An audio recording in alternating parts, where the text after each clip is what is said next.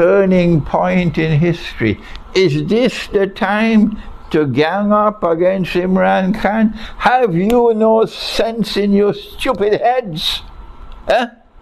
This is a moment in history when history is changing. History is in transition.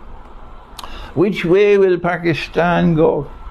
Would it continue to be a lapdog of Yankee imperialism? Is that what the leadership of the Pakistan Armed Forces want? Is it going to continue to be a slave state? Is that what the leadership of the Pakistan Armed Forces want? Is that what the political parties want, including the so-called Islamic political party? Do you want to continue on that road? Because that is the implication of doing what you're doing at this time. At this time.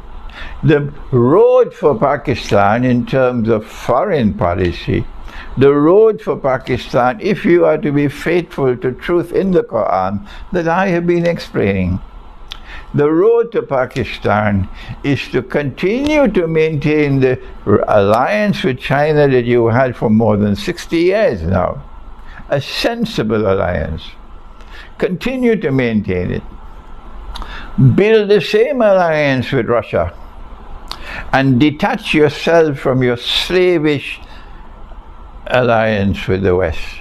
14 years NATO was able to transit Pakistani territory to go and destroy Afghanistan. Have you no shame? Those of you who filled your pockets with US dollars to allow NATO to pass through Pakistan, have you no shame? A government is changed, a new prime minister comes, and he tells you to your face, his words are like a slap on your ugly faces. He said, we're not going to fight America's war for America anymore. He slapped you on your faces, and now you want revenge against him? You fill your pockets with dollars in order to facilitate NATO. Have you no shame? The people of Pakistan are not stupid. The people of Pakistan, particularly in blessed Ramadan, I'm so happy that you made the mistake to try to bring about regime change in Pakistan with a US dollar